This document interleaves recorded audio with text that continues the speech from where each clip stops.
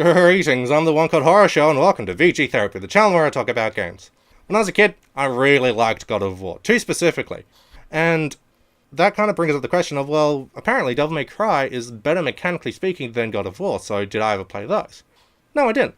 I'd never actually played any of the Devil May Cry games. And it's kind of weird because even David Jaffe himself was stating that he thought that God of War's combat mechanics weren't as good as Devil May Cry's. He was admittedly drunk at the time, but hey, he said it in an interview on live TV. So hey, it's gotta count for something. So, yeah, I never played them. Never even touched them. Well, I actually did. I touched the first game. I rented it from Blockbuster and I played it for about 10-15 minutes. And then I never played it again because I didn't really like it. It wasn't until a few years later that I played 4 and I enjoyed that. Then I found this particular copy at EB Games for like $5 or something like that. And I decided to give it another go. And this was actually around the time of the PS3 HD collection because I remember playing through this particular copy and then switching over to the PS3 to play 2 and 3. And I don't really remember what I thought of the game because it's been about 5-6 years. I feel like I had a positive experience with it, but I'm not too sure. And I decided to go back and revisit the Devil May Cry games because at this point in time, news about Devil May Cry 5 is coming out. And so I'm super excited, and I was just going to do a review of the HD collection, of just the 3 original games. However, when writing the script, I found out that I had a lot more to say than I thought I would. So instead, I'm doing a retrospective of the entire series, in the lead up to 5, and then when 5 comes out, I'll do a review of that. And I hope this goes well, but we'll see. And first, the thing we'll see is whether or not Devil May Cry actually lives up to the later games in the series, and the later games that it inspired.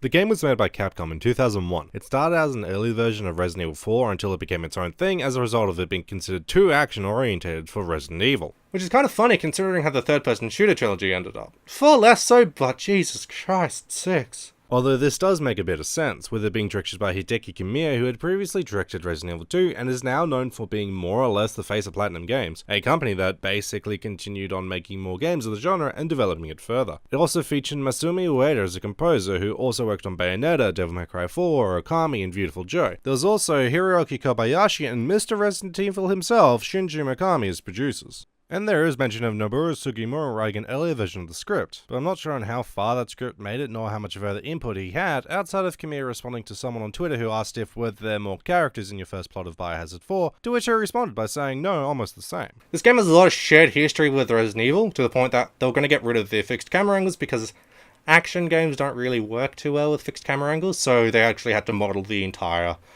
castle, all of the environments, instead of just having stock photos and stuff like that. Which meant that they had to actually go and take photos of castles in like Spain and the UK and places like that because they needed reference. And when the game was actually turned into Devil May Cry, I guess some of that work was left over in the Resident Evil department because Resident Evil 4, about a third of it takes place in a castle. And also, Resident Evil 4 gets rid of the fixed camera angles, which was a series staple. And so I guess Devil May Cry influenced a lot of Resident Evil 4's development. As I mentioned, this game takes place in a castle on Malay Island. The main character Dante is sent there by Trish to kill the demon Lord Mundus because Dante's father, the legendary Dark Knight Sparta, had previously sealed away Emperor Mundus, who eventually breaks free and is responsible for the death of Dante's mother and brother. So Dante needs a little convincing to go and deal with the demonic infestation there. But on the slight chance he needed more, Trish just so happens to look like Dante's mother. And since she doubles as love interest, this makes me wonder, is all the stabbing Dante goes through supposed to be them doubling down on the references to Oedipus? Like, I get if they didn't want to go for the eye, so they had him stepped in the chest twice. And also, Dante's father, the legendary Dark Knight Sparta, battled demons for years, and when he died, Dante started battling demons, and at the end of the game gets referred to as the legendary Dark Knight Dante. And in Oedipus, the king dies, and then Oedipus becomes the king, although immediately Oedipus kills the king, but there's a little bit of difference there. And there are a few other literary references, such as to the Divine Comedy being an obvious one, with the heroes of both stories being named Dante. And also, Devil May Cry, Dante's brother is named Virgil, who was named after the Divine Comedy's Dante's Guide Through Hell, Publius Virgilius Maro. And Devil May Cry, Dante's love interest, Trish, is named after the Divine Comedy Dante's guide through heaven, Beatrix Fortunaro. And so, hey, maybe they're actually making a reference to Oedipus Rex? Probably not, though. Looking past the literary references, the most important and influential thing about the game is how it plays. It's an action game with a focus on combos and style. You have a basic combo if you just mash Y, but if you pause for a moment at the right time, you can get a different move which changes your combo. Alternatively, you can hold different directions before pressing attack to get something else. Like back and Y launches your enemy into the air with a move called High Time, and if you haven't unlocked, forward and Y charges you forward with a strong attack called Stinger. You add in your guns to keep enemies in the air for longer or for extra damage, and then bam, you're making combos. There is even a system to grade these, going from dull to cool to bravo to absolute to stylish. Getting a higher rank is based on how varied your combos are. If you keep doing the same move over and over again, then you're not going to get past dull. But if you keep changing what you're doing, then you'll get a stylish ranking. I personally found that the main thing that would keep me from getting higher ranks would be that if I attacked a different enemy, then sometimes my combo would drop and sometimes it would continue. And since for a good portion of the game you're fighting marionettes, which are pretty weak, they would end up dying before I could get my combo going. There is a taunt feature which is supposed to keep your rank high, but I could never get it to work, or if it did work I never noticed it. But either way, when fighting normal enemies, because of this ranking system, you, or at least I, feel more inclined to get a high rank. And that feeling of accomplishment whenever you see that stylish rank come up is reward enough for some. But for those of you who need a bit more incentive, the game does reward you by having enemies drop more red orbs the higher ranking you have when you kill them. I didn't notice this at first because I wasn't really paying attention to how many red orbs you get from enemies, and then on top of that, it might have said in the manual, but modern games don't have manuals, and my old copy doesn't have a manual either because it's second-hand. But, either way, it is a thing, and so you have more incentive to get higher combos, to get more red orbs, to use at various shops. At various points in the game, there are statues that allow you to buy new moves and items. You also get chance at the end of each chapter, so I found most of the time it was better to buy the stuff then, but it's nice that they put a store in the levels themselves. The store is where you get all your moves for your weapons, and Dante has a few weapons, namely Force Edge, Alistor, Ifrit, and Sword of Sparta, which is just named Sparta in-game for one reason or another. Although Force Edge has no moves you can buy, and so Alistor quickly replaces it until Sword of Sparta comes along and uses all the moves you bought for Alistor. And Ifrit is just rad, does a lot of damage, but is a bit slow for my tastes, even with the moves you can buy for it. And first time through, there was one thing I found kind of odd. Dante has a large array of guns, with his handguns ebony and ivory, a sawn-off shotgun, a grenade launcher, a needle gun which I will get back to later, and whatever the hell Nightmare Beta is. He has all these guns and yet you don't get any moves or abilities with them. And so they remain stagnant throughout the entire game. Which, hey, I get it, that, you know, they're supposed to be just to extend your combos or do a little bit of extra damage. But, couldn't you do just, like, literally anything with them?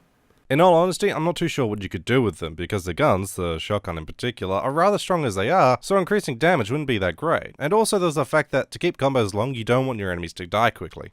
But at the same time, I'm not a game designer, so it's not my job to come up with these ideas. So, yeah, take that nitpick as you will. Going back to the topic of the store, you can also buy items. There are items that give you extra lives so that you don't have to reload your save each time you die, which most of the time just means that you have to go back to the start of the mission, which normally isn't too far back. And a small gripe with them is that you can't choose to not use them, so if you're close to the start of a level and just think it would be better to reload your save, you can't. You have to use the gold orb, or use the gold orb and then load your save, which is just kind of tedious. You can also buy an item that makes you invincible for a time, an item that does damage to surrounding enemies, an item that can heal you but you can only buy one of, an item that extends your maximum health. Said item can also be found around the map in chunks or complete, so you have many options to extend your health bar. And the last two items either refill your devil trigger or extend your devil trigger gauge. What is a devil trigger, you might ask? Well, when you fight enemies, there is a gauge under your health bar that slowly fills, and when triggered you enter a super powered mode that increases your speed and damage while also slowly refilling your health. And on top of that, there are moves that you can buy that only work while devil trigger is active, most of which are activated in the air and don't seem too great for combos or that great in general. Maybe the Ifrit ones are better, but I'm not too sure since I mainly used Alistar. But either way, the Devil Trigger is very good for causing a lot of damage. Although, if you're good with your combos, I think that would cause more damage. But they still do help in those boss fights where you need a little bit of a helping hand. And oh boy, those boss fights. I hope you're ready to fight the same 4 bosses over and over again. The first is Phantom, a big magma spider that is pretty easy. Well, yeah, I didn't get a good combo against him, he wasn't that hard. Although I keep hearing that he is hard and people get stuck on him. Which might extend to the rest of the game because people keep saying that this game is hard, but I wouldn't necessarily say that it's hard, it's more challenging. It wants you to do something specific, and so if you try and do something else, you will fail because it's not what the game wants you to do. Which might be much of the sameness, but still, I wouldn't necessarily say that it's hard, but at the same time, difficulty is subjective. So let's just move past that, because at the end of the day, I found the first boss to be really easy. And when you fight him in literally the next room, he again is not that hard if you're not trying to style on him, which I was not. Next is Nello, who is more of a challenge because I couldn't find a pattern to easily lock him in. And he is kind of the standout boss because he is a dude that you just gotta get good at and beat. After that is another hallway Phantom fight, which is the exact same as before, and then yet another fight with Phantom. I should point out that the 2 hallway fights, completely optional. You don't have to do them, you can just run. But that's not fun. There isn't much new to him that I could see outside of an attack that has fiery projectiles rain down on where you're standing, so you just have to keep moving to avoid them. And this might not be new, but he didn't do it when I fought him before. Then there's Griffin, a boss that during the first fight I couldn't really figure out what it was that the developers were intending for me to do. Because what I did was really slow, because I relied a lot on my guns, which in most cases is not what they want you to do. So I'm not sure what you're supposed to be doing in this fight, because all of your aerial attacks send you downwards, and Griffin spends most of his time in the air, so you would think that those platforms that form would be to attack him, but he never gets close enough to them, and when he does, they disappear because he's going through them. Then another fight with Nello, then another with Griffin, and this one is a bit cooler because you're on a pirate ship, it's always flying around a bunch. But again, I found that I'm almost exclusively use my guns, which didn't make the fight as slow as previously, but I still felt that I was doing something wrong. Then yet another fight with Griffin, followed by your first fight with Nightmare, a boss that requires you to hit dials on the side of the boss arena so that the room is constantly lit, because otherwise he won't show you his weak point after certain attacks. But if it's dark, he will do an attack that drags you into a different arena filled with weak skull enemies that go down with one shot with a shotgun, and then one of 3 enemies will appear. Phantom, Griffin, or Nello. They are weaker forms of the bosses, but you still have to fight them again. But at least doing so does a good portion of damage to Nightmare. A bit later on you fight Nello again, for the final time, fight Nightmare again, and any previous boss if you get caught in his attack, fight Nightmare again, and any previous boss if you get caught in his attack. Then the finale with Mundus, which plays very differently to the rest of the game. This is broken up by a couple of mini-bosses which get used about the same amount of times. All of this in about 8 hours. Yeah, the bosses kind of get old pretty quick. It's not too bad when you're going through the game, but at one point it just kind of seems like you're not fighting bosses, you're just fighting tough enemies with health bars. And speaking of things that aren't too great, at the start of the episode I said that I'd be seeing if this game held up to those it inspired and to the games that came afterwards, to see if this stood the test of time. And I have to say, it doesn't really. This might come down to personal opinion, but I felt that the combat was super slow. I spent the first couple of hours getting used to things not coming out as fast as I was used to. And it took me a couple of hours because the game takes its time setting the scene and getting us introduced, which might be a holdover from the Resi days, I'm not sure. And on top of that, it took me until about the second Griffin fight to realize that there wasn't going to be more techniques for me to unlock. When I realized that, I felt that the game had very little compared to what I had grown to expect. There were the classic moves such as Stinger and Air Hike, but I just expected more. And I guess I'd just grown accustomed to later games that it inspired, with light and heavy attacks and dedicated parry buttons and all that. And yeah, I do get that you have to attack at the same time to parry, but with how long it's been since I played any game in the series and how this is not mentioned anywhere in the game, I'd forgotten. Or maybe it's in the game manual that, as I stated, I don't have. And while there were hints, such as the fight with Nello where you can parry his attacks, but I thought that was him parrying me since it happens 3 times in a row, then he gets fatigued. And there is a puzzle later on which requires you to parry a fireball. At which point, since I'd already defeated all the enemies I could think of that did attacks like that, I didn't try to parry projectiles or other moves. And the final hint that I got was when I was fighting Nightmare, where I accidentally parried one of his attacks, but at that point I was basically at the final boss. So yeah, the idea to attack as a parry never came to me because I knew that things like Royal Guard were a thing in later games. And so it might be on me to not have done research before going into the game and just assuming that because of the game's age, it might not have all the things I've grown accustomed to. But there are 2 things that are definitely not on me. One being the fact that there is an underwater segment where it's first person and you can only use the needle gun. You can't use it anywhere else. Only here in this not well done water section. And I have no idea what the logic was, but it's kinda bad. But at the same time, there's not much more to say on it. It's short, so you don't have to spend that much time here, but it's still weird and unnecessary. And the same goes for those handful of platforming sections, they can just go as well. The second thing is the handful of bugs and glitches I encountered. To specify, I am playing the Xbox One version, and I don't remember this happening on my PS2 version, but it's been a while. The first one that I want to mention is the cutscene that's missing most of Dante's model, which was kind of jarring, because it took me a second to understand what it was that I was seeing. The second one is that when I beat one of the levels, my timer said that it took me 32 hours to beat the level, and yet it still gave me an A rank. Then when I saved the game, it went from 5 hours total playtime to 999 hours, 59 minutes, and 59 seconds. I know that I sometimes leave games running while I go and do something else, but I don't leave them for 40 days. And also the game crashed, but that's not amusing. But through all that, I did manage to beat the game. I saw the ending, which is suspiciously similar to RE4, and I did unlock harder modes, which I said, no thank you, and here I am. So what did I think of it? Did I think that it lived up to all the expectations and my memories?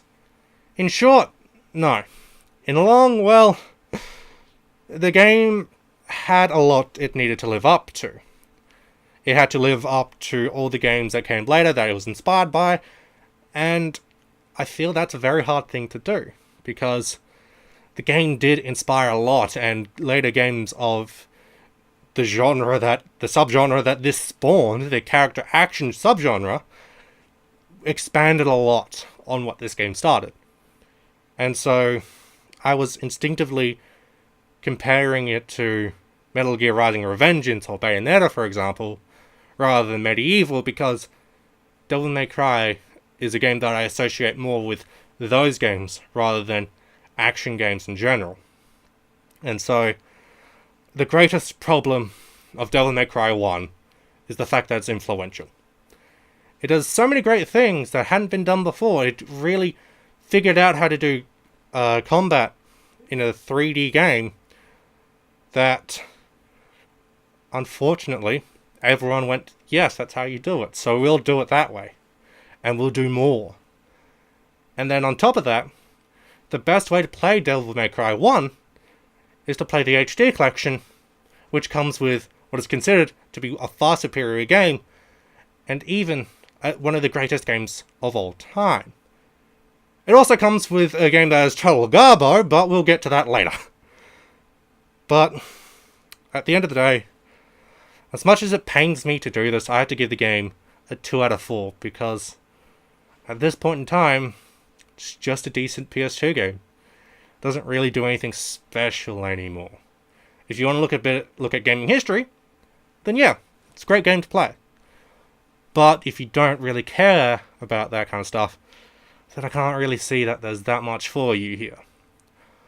But maybe my opinion will change next month when I cover Devil May Cry 2. But until then, I've been Horror Show, and this was VG Therapy.